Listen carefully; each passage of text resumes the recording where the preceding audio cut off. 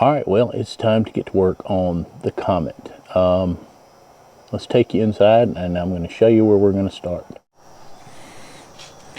Alright, we have been working on the floor pans. Let's start here, and you can see where I take POR-15 and Fiberglass, some of the earlier videos, and I use the Fiberglass as a filler and then get the POR-15 to stick and bind with it. And once you do, that fiberglass is like, it's like resin almost. It's like you have put the fiberglass in resin and you're not getting that back off there. The only way it's coming off is grinding.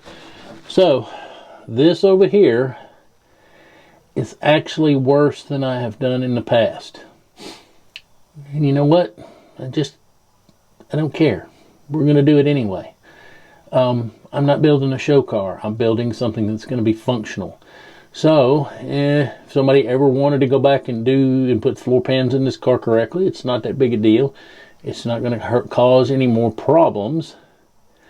Just means that they would cut them out the same way they normally would have before and put in floor pans.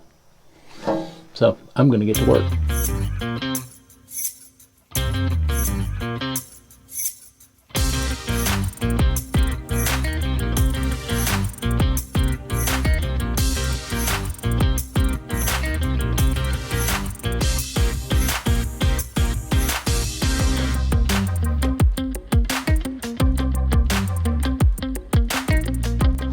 Alright, as you can see, it has turned dark on us and we're working by candlelight, more or less. Actually, I'm working by my studio light for filming, but it's enough to do what I need to do tonight. What I want to talk about is, you've probably seen me before do this on that side over there. I did do that. Hey, Comet wanting to come in for a shot. You can't get up in here right now, buddy. You have black feet print. But anyway, I've shown how I do this, and let me tell you a quick backstory, and I may put some shots in here so you can see what it looked like. I got this idea from my father-in-law. He actually, on that 54 Ford, this is back, God, probably in the 90s, he saw how this product was used. The guy who was selling this, who was the salesman for this stuff, came in with a paper towel that was dipped in POR-15, and he told everybody at the table, he said, this is a paper towel, and they had dipped half of it so you could see that it was a paper towel. He said, the half that's been dipped into POR-15, tear it. Try to tear it. Bend it. Do whatever you want. I dare you. You can't tear it. And that's what sold them on this POR-15 product. I know there's a lot of people that say, oh, POR-15's crap. It doesn't do this. It doesn't do that.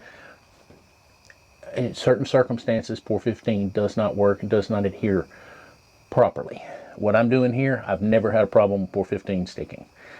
What I was going to go on to tell you about the 54 Ford that my father-in-law did is in the battery tray. There was a section where the inner fender rusted out, and he got the idea to wet the paper towel, and he formed it over the hole of the inner fender where it had rusted out.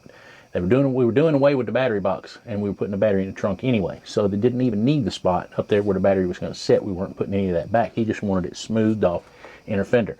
So he took wet the paper towel, wet the fender, laid the paper towel in there, and got it in the shape he wanted, and let it cure. Okay, then came back the next day. Okay, I think that actually the paper towel was like laid on the outside, and so that the inner part of the inner fender, he take and used like Dynaglass, which is kitty hair green body filler, and he took a very thin layer and he fixed and laid in on top of inner fender. Now this was in the 90s. Today's 2024. I'll put pictures in here over top of me talking of what it looks like today. Everybody said, oh, that Bondo will crack and fall out. It has not. It has not. It has maintained its integrity all these years, and I'll show you both sides. You can still see a print of the paper towel from the inside. If you don't know what you're looking at, you would think that, oh, that looks like undercoating or body spray. It's not. It's the texture of the paper towel. This is the rightest wrong way I have ever found to fix something like this.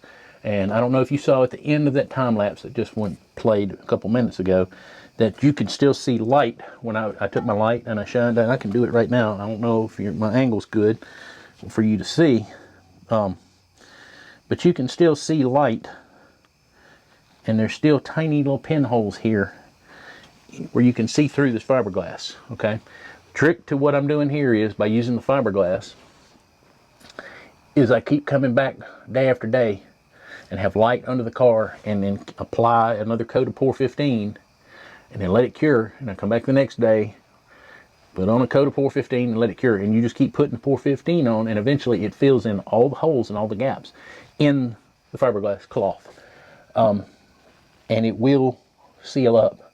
I first did this method right here on a 67 Mustang for a friend of mine, and the pinholes in his were very, very, very tiny, and they weren't this big. This is the biggest holes in a floorboard I have fixed with this method. I'm not building a show car, and like I said earlier, if somebody decided one day, if they ever bought this car from me and I decided I got tired of messing with it, and somebody bought it and they wanted to go back and put the floor pans in, they're going to cut all this out anyway, and it doesn't really matter. So, you know, I'm not hurting the car by doing this. It's just not the right way to do it, and I don't care. It's going to be okay. So, if you're a purist, relax. It's not your car. It's mine. Alright, well, alright, so it has been a hot minute since I got out here to work on the Comet. It has been, I looked at the calendar, 3 weeks since the scene just before this one. Yeah, life happens. But I have made some progress. I have done some work off camera.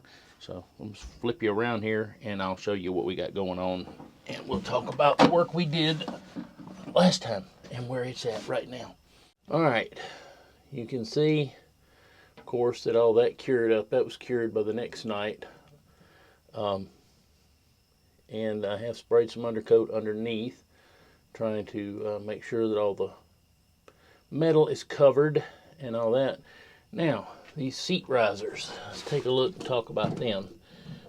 You can see I got them ugly welded back into place.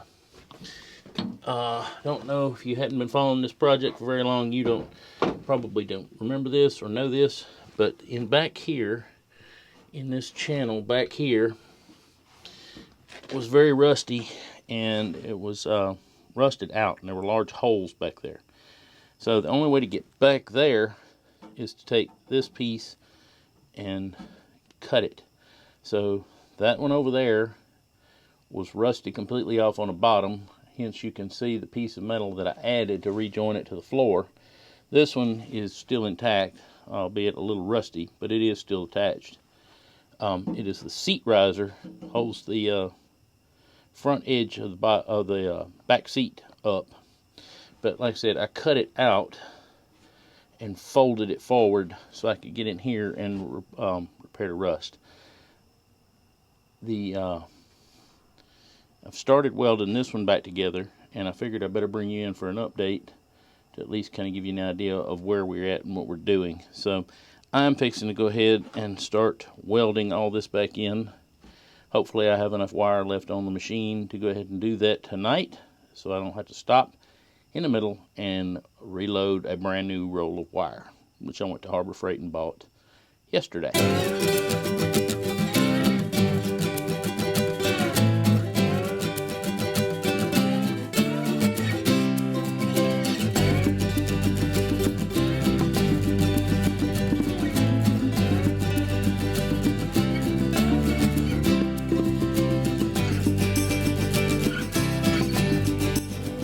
Alright, so we've got this piece welded back in, and we're going to end up cleaning this floor one more time, and we're going to end up putting another coat of POR-15 here in the back.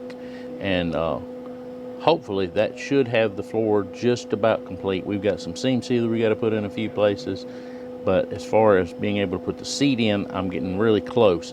I've got one more bracket that I have to either make or come up with. I'm not sure if I still have it. And if I do, I don't know exactly where it is.